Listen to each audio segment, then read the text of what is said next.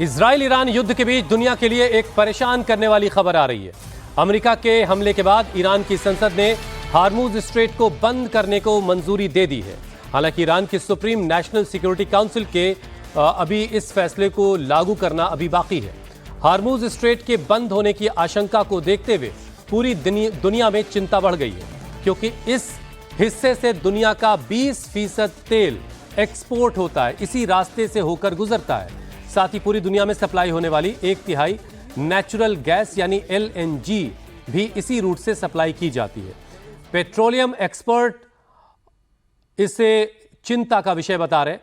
Petroleum export करने वाले देश अपने क्रूड ऑयल का ज्यादातर एक्सपोर्ट इसी समुद्री रास्ते से करते हैं। स्ट्रेट ऑफ हॉर्मूज ईरान, इसे लेकर के ईरान की संसद ने जो है मंजूरी दे दी है। हालांकि अभी जो है जो सुप्रीम काउंसिल है उसकी मंजूरी अभी मिलना बाकी है। अब देखिए, स्ट्रेट ऑफ हार्मूज अगर बंद होता है तो इसका क्या नुकसान होगा। अब आप ये इस जगह को देखिए, आप ये जो रूट है, इसी रूट को अगर यहां से ईरान इसको अगर बंद कर देता है तो ये ईरान है और यहां का जो रास्ता है इससे सिर्फ 33 किलोमीटर का ये यहां पर जो गैप आप देख रहे हैं, जो रूट है इसे स्ट्रेट हार्मूज कहते हैं। इस रास्ते को अगर ईरान ने बंद कर दिया तो दुनिया को सप्लाई होने वाला 20% जो तेल है वो इसी रूट से होकर गुजरता है। अब इसकी और डिटेल आपको बताते हैं। फारस की खाड़ी को ओमान की खाड़ी और अरब सागर से यह रूट जोड़ता है। हार्मूज स्ट्रेट जो है ये जोड़ता है। अमेरिकी ऊर्जा सूचना प्रशासन ने इसे दुनिया का सबसे महत्वपूर्ण तेल ट्रांजिट चेक पॉइंट बताया है, जिसमें दुनिया की लिक्विड पेट्रोलियम ईंधन की खपत और लिक्विफाइड प्राकृतिक गैस बिजनेस का लगभग 5वां हिस्सा इसी रूट से होकर के गुजरता है, पूरी दुनिया को पहुंचता है। हार्मूज स्ट्रेट के ठप होने से भारत समेत कई देशों पर इसका असर पड़ेगा। इसी रास्ते से हर महीने 3000 से भी ज्यादा तेल और गैस के जहाज गुजरते हैं। हार्मूज स्ट्रेट की अहमियत का अंदाजा आप इस बात से लगा सकते हैं कि दुनिया की कुल तेल आपूर्ति का लगभग 5वां हिस्सा इसी रास्ते से होकर गुजरता है, जो हार्मूज स्ट्रेट जिसे कहते हैं। यानी हर 5 लीटर में से 1 लीटर तेल की सप्लाई हार्मूज स्ट्रेट से होकर गुजरती है। ईरान की संसद ने इसे बंद करने का फैसला कर लिया है। ईरान अगर हार्मूज स्ट्रेट को बंद कर देता है तो इससे वैश्विक व्यापार बाधित होगा, तेल की कीमतें बढ़ेंगी और वैश्विक अर्थव्यवस्था पर इससे संकट पैदा होगा। वैश्विक तेल खपत का 20% हार्मूज स्ट्रेट के जरिए ही गुजरता है। ये पूरी डिटेल हम आपको इसीलिए बता रहे हैं। 167 किलोमीटर का समुद्री रास्ता, दुनिया में 20 से 30% तेल इसी रास्ते से होकर गुजरता है और हर महीने 3000 से ज्यादा तेल गैस के जहाज इस रूट से होकर के दुनिया के बाकी मुल्कों तक जाते हैं। यानी पूरी दुनिया को जिस ऊर्जा की जरूरत है उस ऊर्जा का 20%, 5वां हिस्सा इसी रूट से होकर के गुजरता है। हार्मूज ठप होने से भारत पर क्या असर पड़ेगा, यह जानना भी बहुत जरूरी है। यह दुनिया के 26% ऑयल सप्लाई का रूट है। हार्मूज के ठप होने पर ऑयल की कमी होगी, भारत समेत पूरी दुनिया पर इसका असर पड़ेगा। हार्मूज भारत के लिए काफी महत्वपूर्ण है, क्योंकि इस वाटर रूट से होकर भारत तक हर दिन बड़ी मात्रा में तेल पहुंचता है। भारत रोजाना 5.5 मिलियन बैरल तेल की खपत करता है, जिसमें से 1.5 मिलियन बैरल तेल इसी रूट से हिंदुस्तान आता है। दुनिया के तेल कारोबार का लगभग 1/4 हिस्सा इसी जलमार्ग से होकर गुजरता है, जो खाड़ी देशों को हिंद महासागर से जोड़ता है। तो बहुत ही अहमियत है स्ट्रेट ऑफ हॉर्मूज की, जिसे बंद करने का फैसला ईरान की संसद ने कर लिया है। अब देखिए, दुनिया के 26% ऑयल की सप्लाई का ये रूट है, ये रास्ता है।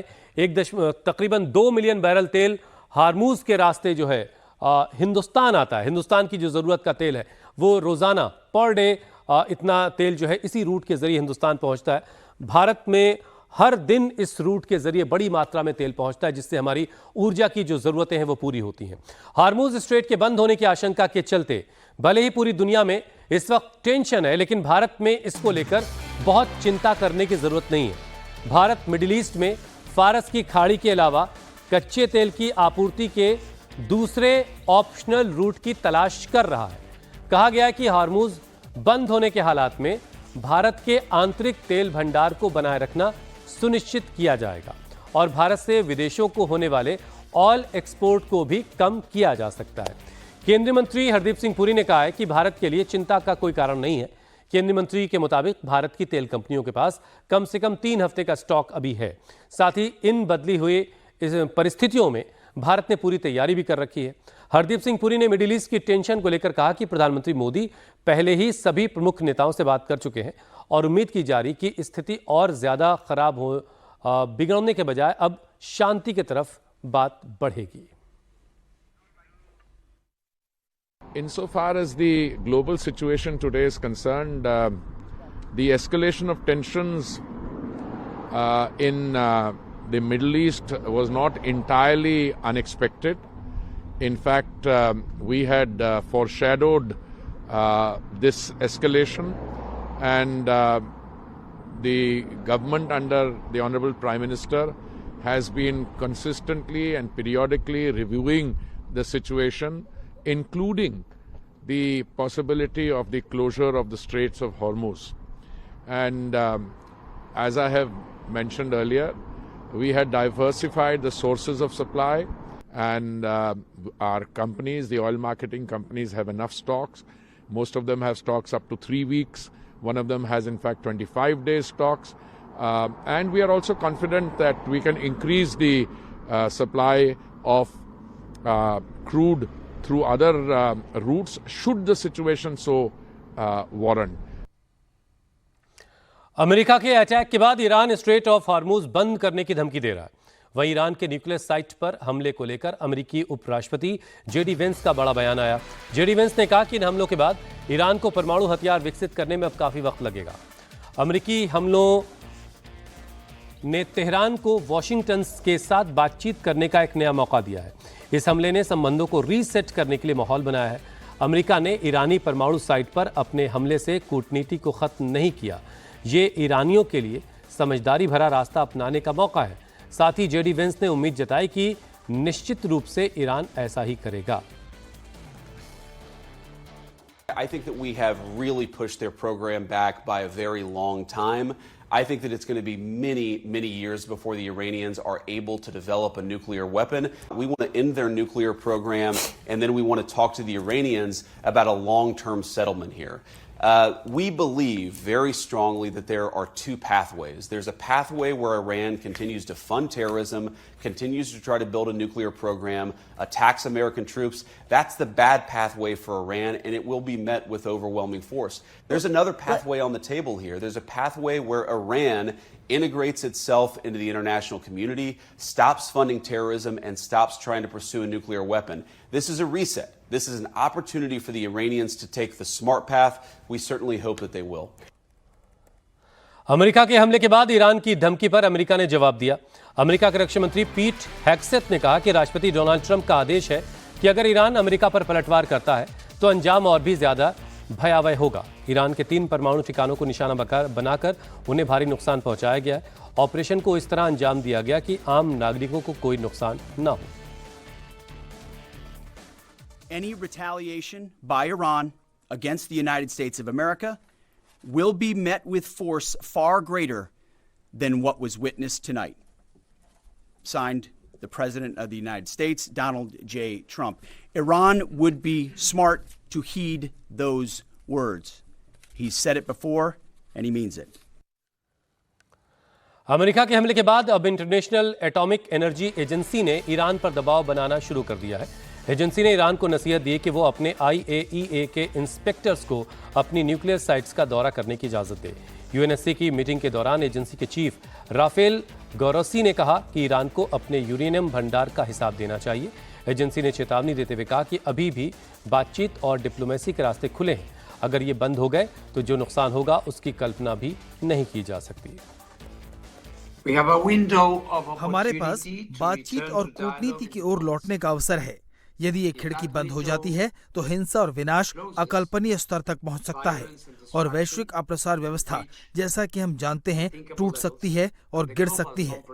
ईरान, इजरायल, ईरान, मध्य पूर्व को शांति की आवश्यकता है और कूटनीति के लिए एक रास्ता है। जैसा कि महासचिव ने अभी कहा, हमें वार्ता की मेज पर लौटना चाहिए और IAEA निरीक्षकों, NPT के संरक्षकों को ईरान के परमाणु स्थलों पर वापस जाने और यूरेनियम के भंडार का हिसाब करने की अनुमति देनी चाहिए, जिसमें सबसे महत्वपूर्ण रूप से 60% पर 4,400 किलोग्राम संवर्धित यूरेनियम शामिल है। देवी और सज्जनों, किसी भी समझौते, किसी भी व्यवस्था के लिए एक शर्त के रूप में जमीनी स्तर पर तथ्यों की स्थापना होगी। ये केवल IAEA निरीक्षकों के माध्यम से किया जा सकता है। IAEA निरीक्षक ईरान में हैं और उन्हें अपना काम करना चाहिए। इसके लिए प्लांट को बंद करना होगा ताकि ईरान आवश्यक सुरक्षा शर्तों के तहत टीम को साइट पर जाने दे सके। ईरान की 3 न्यूक्लियर साइट्स पर हमले के बाद अब टेंशन बढ़ती हुई दिखाई दे रही है। ईरान के विदेश मंत्री अब्बास अराक्ची आज रूस के राष्ट्रपति व्लादिमीर पुतिन से मुलाकात करने वाले हैं। ये मुलाकात मॉस्को में होगी। अब्बास अराक्ची ने ये जानकारी खुद दी है। तुर्की के इस्तांबुल में एक सम्मेलन के दौरान मीडिया से बातचीत में अराक्ची ने एक रूसी संवाददाता के सवाल के जवाब में ये बात बताई। उन्होंने कहा कि दोनों देश रणनीतिक साझेदार हैं और हर एक हालात में एक दूसरे से राय मशवरा करते हैं। अराक्ची का यह बयान अमेरिका के B-2 स्टील्थ बॉम्बर लड़ाकू विमान से ईरानी न्यूक्लियर साइट्स पर हमला करने के बाद आया है। इस मुलाकात को लेकर अटकलें भी तेज है और ईरान अब अमेरिका के खिलाफ राजनीतिक और सैनिक रणनीति में रूस का साथ ले सकता है। रूस पहले ही इजराइल के हमलों को लेकर नाराजगी जता चुका है। 2 दिन पहले पुतिन ने यह भी कहा था कि हमारे एक्सपर्ट ईरान में काम कर रहे हैं और हम उन्हें वहां से वापस नहीं बुला रहे। पुतिन ने इसे ईरान के लिए अपना समर्थन करार दिया था और अब अब्बास अराक्ची की मुलाकात से इस मुलाकात को बहुत अहम माना जा रहा है। ईरान इजराइल संघर्ष के बीच भारत सरकार का ऑपरेशन सिंधु जारी है।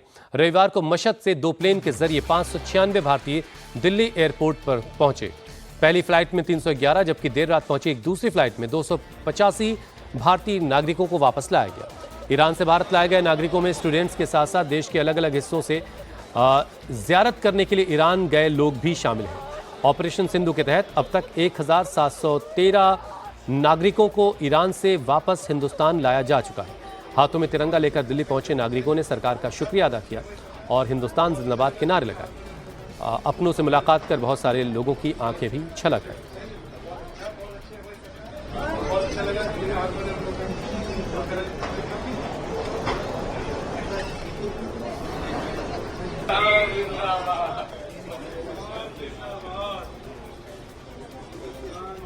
ईरान में फंसे भारतीयों को निकालने का सिलसिला ऑपरेशन सिंधु के तहत जारी है और हिंदुस्तान जिंदाबाद के नारे लगाते हुए अपनों के साथ खुशी मनाते हुए लोग हाथों में तिरंगा लेकर यहाँ पर नजर आ रहे हैं। मैं ईरान में था और पहले कुम में था, बाद में मैं मशहद पहुँचा और मैं बहुत ज़्यादा शुक्रगुजार हूँ अपनी इंडियन गवर्नमेंट का, इंडियन एम्बेसी का, अपने प्रधानमंत्री मोदी जी का। उन्होंने एक ऐसी बड़ी मुसीबत में हमारा साथ दिया और बहुत ज़्यादा शुक्रगुजार है। उन्होंने हमारे रहने का, हमारे खाने का, होटल का, गाड़ी का, फ्लाइट का, हर चीज़ का खर्चा अपने ऊपर उठाया। 1 रुपया हमसे नहीं लिया। ज़ियारत करने गए थे आप? ज़ियारत करने गए थे हम लोग। राहिला, ये बताएं कि क्या हालात थे वहाँ पर? डर लग रहा था जब लड़ाई हो रही? वो हो तो तेहरान में था, मशहद भी में पीछे हुआ था, पर डर का माहौल ही था, ऐसा तो हो ही था। लग रहा था कि भाई यहाँ फंस ना जाए, ये तमाम चीज़ें लग रहा था। मतलब चांस तो अभी तक नहीं था कि इतनी जल्दी आ जाएंगे। क्या किस तरह की सहूलियत फराहम सरकार की तरफ से आप लोगों को कराई गई? और होटल भी अच्छा था, सारा खाने का भी अच्छा था, सारी प्रोवाइड बहुत अच्छी थी। बस आ गई इसलिए इमोशनल हो रही है आप? जी, थोड़ा घबराहट थी, वो ठीक हो गई, लेकिन हमें कोई दिक्कत नहीं हुई। इंडिया ने हमें बहुत सपोर्ट किया, कोई दिक्कत नहीं हुई। सरकार ने जो व्यवस्था की बहुत अच्छी, हम लोगों को सोच के भी बहुत अच्छा लग रहा था। हम इंडियन है। खुशी हुई सर, इंडिया गवर्नमेंट की सलूट है, इंडिया को, मोदी जी को सलूट है सर, सीरियसली। इंडिया एम्बेसी वहाँ पर बहुत काम कर रही है, उन लोगों को सलूट है जो अपनी जानों पे खेल के हमारी मुस्लिम लोगों की, हिंदुओं के रक्षा कर रहे हैं। यही इंडिया है और इसको सलूट है सर। ईरान से दिल्ली पहुंचे इन यात्रियों के चेहरे पर खुशी साफ दिखाई दे रही है। एयरपोर्ट पर वंदे मातरम और भारत माता की जय के नारे लगे। कुछ लोग भावुक हुए, उनकी आंखों में आंसू भी आ गए। हमारे होटल के ऊपर से देवर अराउंड 50 मिसाइल्स जस्ट परसों रात 50 से ज्यादा मिसाइल्स हमारे होटल के ऊपर से क्रॉस कर रही हैं। एंड देन वो जो सिचुएशन हो जाती है तो यू कांट इवन इमेजिन कि नेक्स्ट मोमेंट क्या होने वाला है। एंड उसके बाद when you just come back to your own मातृभूमि, अपनी जन्मभूमि, the India, this feeling is something which I can never describe in the words. So all I want to say is जय हिंद, जय भारत एंड जय मोदी जी। हमारे मातृभूमि में हम वापस आ गए, हम मोदी सरकार का, मोदी जी का, और वहाँ पे Indian embassy in Iran is working day and night. सारे अफसर, एम्बेसडर जो कंट्रोल रूम में बैठ के सारा वहाँ पे कंट्रोल कर रहे हैं। बहुत उनके भी बीवी बच्चे हैं, उन लोगों की भी लाइफ है, उनके लिए भी दुआ करेंगे ताकि वो सही सलामत वापस आ जाएं। जय हिंद, जय भारत। इस बीच न्यूक्लियर साइट्स पर स्ट्राइक को लेकर ईरान का बड़ा बयान आया है। ईरान के सुप्रीम लीडर खामनेई के राइट हैंड माने जाने वाले अली शमखानी ने कहा कि खेल अभी खत्म नहीं हुआ है। ईरान का परमाणु कार्यक्रम अभी खत्म होने से बहुत दूर है। अली शमखानी खामनेई के एडवाइजर है, सलाहकार है। इजराइल के शुरुआती अटैक में ऐसी खबर थी कि शमखानी मारे गए, लेकिन कुछ दिनों बाद ये बात गलत निकली।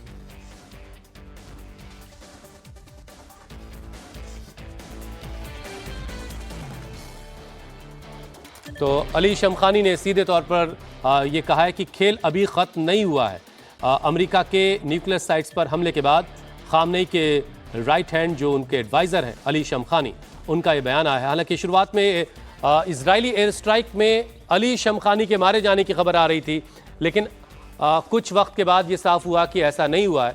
Even if nuclear sites are destroyed, game is not over, enriched materials remain with right political and operational initiative is now with this side that plays smart, avoids blind strikes, surprise will continue। यानी अभी बहुत सारे surprise होने बाकी हैं। ये Ali Shamkhani जो Syed Ali Khamenei के राइट हैंड माने जाते हैं, उनके एडवाइजर हैं, उनका ये ट्वीट आया है। न्यूक्लियर साइट्स पर हमले के बाद ईरान का एक और बयान आया। B-2 बॉम्बर्स अटैक के बाद ईरान ने माना कि इस हमले से उसे नुकसान हुआ है, लेकिन उसकी न्यूक्लियर साइट सुरक्षित है। ईरान के न्यूक्लियर सेंटर ऑफ सेफ्टी की तरफ से कहा गया कि उसे हमले का पहले से अंदाजा था और इसीलिए सुरक्षा के सभी उपाय पहले से किए गए थे। यही वजह रही कि हमले के बाद भी किसी भी साइट पर कोई रेडिएशन नहीं हुआ है। ईरान इजराइल युद्ध से जुड़ी एक और बड़ी खबर आपको बताते हैं। ईरान के खौरमाबाद में इजराइल के ड्रोन को मार गिराया गया है। IRGC ने दावा किया कि उसने इजराइल के हर्मीस ड्रोन को डाउन कर दिया है और ये तस्वीरें भी आ गई हैं। दावा यह किया गया कि इजराइल का ड्रोन है हर्मीस ड्रोन, जिसे IRGC ने मार गिराया है।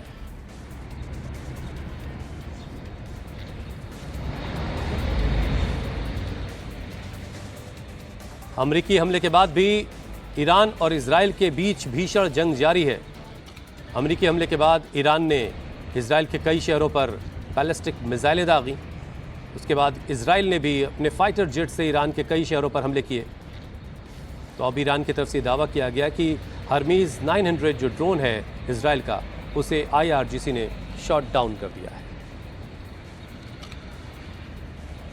खौरमाबाद के इलाके में IRGC ने यह ड्रोन मार गिराया है। IRGC ईरान की तरफ से दावा किया गया कि ये ड्रोन हर्मीस 900 है जो इजराइल की तरफ से भेजा गया था, जिसे मार गिराया गया है।